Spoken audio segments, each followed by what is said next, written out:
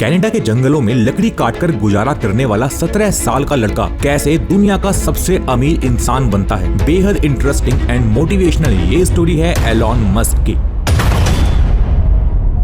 दोस्तों, एलॉन का जन्म 1971 में साउथ अफ्रीका के प्रिटोरिया में हुआ था।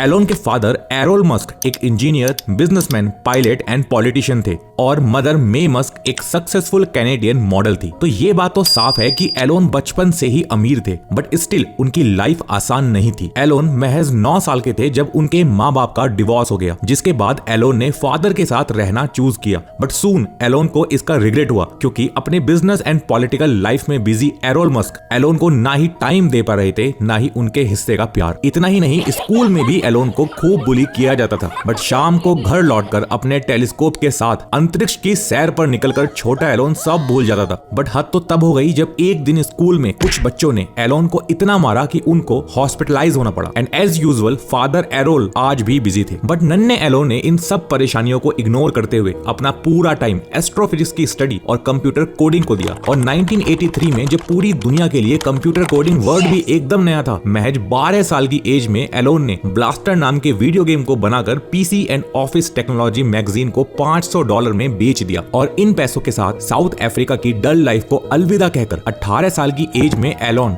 एक बड़ा फैसला लेते हैं और बिना किसी को बोले एक अच्छे फ्यूचर की तलाश में घर छोड़कर साउथ अफ्रीका से कनाडा आ जाते हैं। बट यंग एलॉन बिल्कुल नहीं जानते थे कि यहाँ से उनकी मुश्किलें और बढ़ने वाली हैं। अब क्योंकि एलॉन की मदर कैनेडियन थी, इसलिए एलॉन को कनाडा की सिटीजनशिप तो मिल गई, बट कोई ढंग की जॉब नहीं मिल पाई। अब धीरे धीरे उनकी सारी सेविंग्स भी खत्म हो रही थी, जिसकी वजह से एक लंबे टाइम तक एलॉन कनाडा के सस्कैचुअन के जंगलों में लकड़ी काटने का काम करते हैं और थोड़े पैसे सेव करके ओंटारियो की क्वींस यूनिवर्सिटी में एडमिशन भी ले लेते हैं। और 2 साल के बाद एक एक्सचेंज प्रोग्राम के अंडर एलॉन कनाडा ओंटारियो की क्वींस यूनिवर्सिटी से यूएसए की पेंसिल्वेनिया यूनिवर्सिटी में एंटर होते हैं, जहां वो फिजिक्स एंड इकोनॉमी की डिग्री कंप्लीट करते हैं। और 1995 में एलॉन एक बड़ा अचीवमेंट हासिल करते हैं जब उनके हाथों में ये लेटर आता है। ये था स्टैनफोर्ड यूनिवर्सिटी का एडमिशन लेटर, जो केवल एलॉन की ही नहीं बल्कि दुनिया के हर स्टूडेंट का सपना होता है। बट यहाँ 24 साल के एलॉन एक बड़ा फैसला लेते हुए इस एडमिशन ऑफर को रिजेक्ट कर देते हैं। दोस्तों,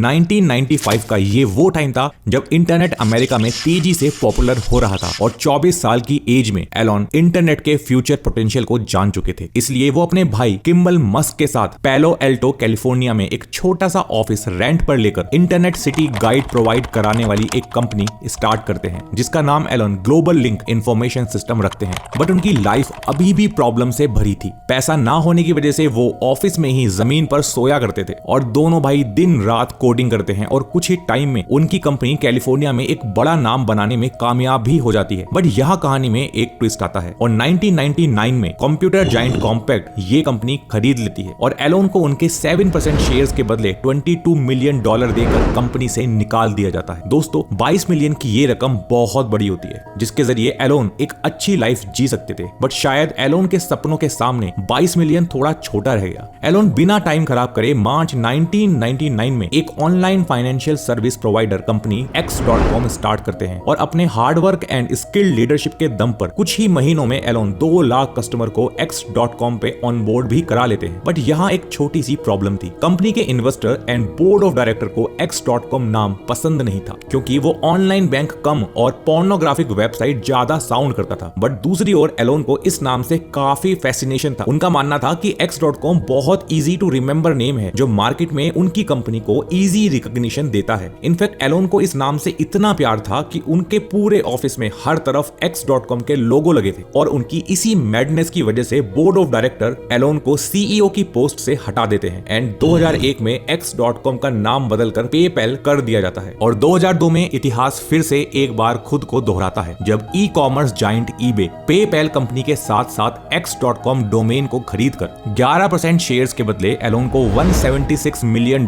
देकर कंपनी से फिर से निकाल देती है। अब इतने सेटबैक के बाद जहां कोई भी नॉर्मल इंसान टूट जाता, वहीं एलॉन यहाँ एक और सपना देखते हैं और ये सपना था अपने बचपन के सपने को पूरा करना, यानी कि मार्स को कॉलोनाइज करना, जिस पर सभी अमेरिकन साइंटिस्ट और नासा एलोन की मजाक बनाते हैं क्योंकि उनके पास रॉकेट साइंस को लेकर कोई डिग्री नहीं थी। बट एलोन अपने इस सपने को पूरा करने के लिए मॉस्को रशिया ट्रैवल करते हैं। एलोन मार्स पर चैम्बर ऑफ प्लांट्स ग्रो करना चाहते थे, जिसके लिए उनको ग्रीन हाउस पेलोड को मार्स पर भेजने के लिए इंटरकॉन्टिनेंटल बैलिस्टिक मिसाइल की जरूरत थी। और इन्हीं आईसीबीएम की डील के लिए Elon Russian space travel company NPO Lavochkin और कॉस्मोट्रास के हेड से मीटिंग करते हैं। बट एलोन को इन एक्सपीरियंस का टैग देकर मिसाइल देने से मना कर दिया जाता है। बट एलोन यहाँ भी हार नहीं मानते और नासा साइंटिस्ट माइक ग्रिफिन के साथ फिर से रशिया जाते हैं और इस बार $8 मिलियन पर रॉकेट की डील डन हो जाती है। बट एलोन $8 मिलियन की कॉस्ट को बहुत ज्यादा बताते हुए इस डील को ब्रेक करके वापस अमेरिका लौट आते हैं। किसी को नहीं पता था कि ये ब्रोकन डील स्पेस ट्रैवल को हमेशा के लिए बदलने वाली है। मई 2002 में अफोर्डेबल रॉकेट बनाने के लिए एलोन स्पेस एक्स कंपनी शुरू करते हैं। बट यहाँ एक छोटी सी प्रॉब्लम थी कि एलोन के पास कोई भी रॉकेट इंजीनियरिंग की डिग्री नहीं थी। बट स्पेस एक्स के chief engineer and CEO Elon यहाँ भी पीछे नहीं हटते और रॉकेट साइंस की सभी बुक्स स्टडी करके 2006 में अपना पहला रॉकेट फैल्कन 1 खड़ा करते हैं। बट अनफॉर्चुनेटली ये लॉन्च फेल हो जाता है, जिसके बाद स्पेस एक्स के 2 और मिशन फेल हो जाते हैं। और 2006 का ये वो वक्त था जब एलोन बैंकरप्सी की कगार पर पहुंच जाते हैं और अब तक साथ खड़े सभी लोग उनका साथ छोड़ चुके होते हैं। दोस्तों, इन फेलियर्स की वजह से अब इन्वेस्टर एलोन की दूसरी कंपनीज लाइक टेस्ला और सोलर सिटी से भी इन्वेस्टमेंट विड्रॉ करने लगते हैं। बट 2008 में एलोन अपने बचे कुचे एम्प्लॉइज और पैसे के साथ एक बार फिर ट्राई करते हैं। इस बार फैल्कन 1 के इस लॉन्च पर केवल एलोन की इज्जत नहीं बल्कि 10 साल की सेविंग्स दांव पर लगी थी। और एक और फेलियर स्पेस एक्स के साथ साथ उनकी दूसरी कंपनीज टेस्ला और सोलर सिटी को भी नीलाम करा सकता था। When you had that third failure in a row, did you think, I need to pack this in? Never. Why not? I don't ever give up. Fortune favours the brave और 28 सितंबर 2008 को America के omelette island से उड़ान भरकर falcon 1 अपने तीसरे attempt में lower earth orbit में सक्सेसफुली लॉन्च हो जाता है। You see them both light up?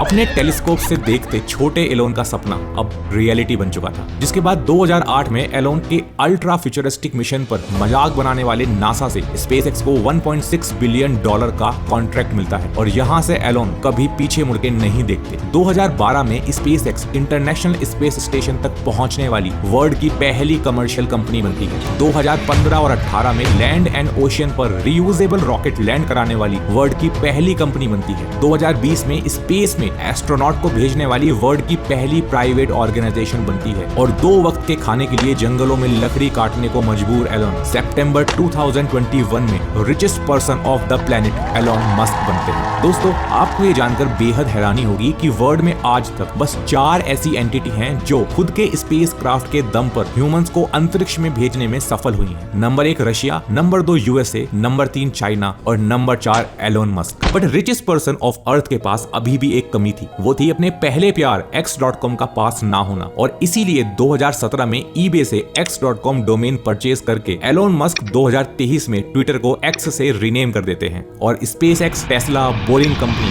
Neuralink and Twitter जैसी फ्यूचरिस्टिक कंपनीज के साथ एलोन मस्क का ये सफर आज भी जारी है। वीडियो अच्छी लगी हो तो लाइक एंड शेयर करना बिल्कुल ना भूलें और ऐसी और 3D वीडियोस के लिए शिवम शर्मा को सब्सक्राइब कर लो यार।